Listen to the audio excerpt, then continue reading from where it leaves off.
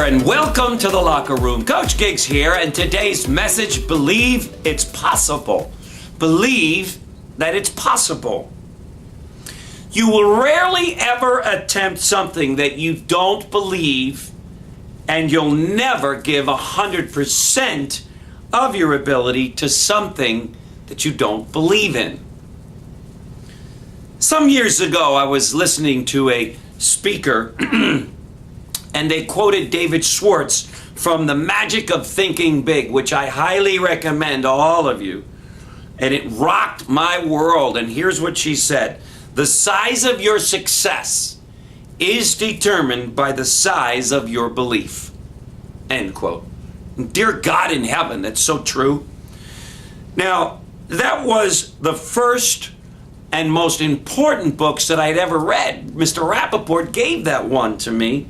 And so I must have read it 100 times since then, and it has further solidified the belief that you must believe that something is possible in order for it to come true.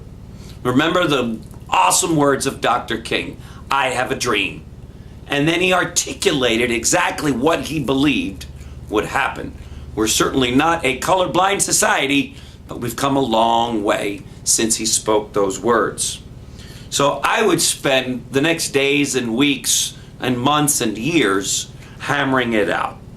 In fact, I took to heart what Dr. Wayne Dyer said, and you'll see it when you believe it, when he said, work each day on your thoughts rather than concentrating on your behavior. He said it is your thinking that creates the feelings that you have and ultimately your actions as well. End quote. So I worked each day on my belief system, and I'm constantly affirming that which I've written down and the affirmations that I've created for myself. One of the best known stories ever of the power of belief is the Roger Bannister story, as most of you know. The first person to run a mile in under 4 minutes. Before this accomplishment, it was generally believed that the human body was incapable of doing such a thing. Well, once he did it, today, a high schooler can do what only Roger Bannister did. What changed? Did the human body change? Did something in the environment change? No. The belief system changed. Thousands have done so since breaking that 4-minute record, and so nothing changed but the belief system. Nightingale Conant Corporation, Napoleon Hill, is considered to have influenced more people into success than any other person in history, and his most famous quote from Think and Grow Rich describes the power of belief.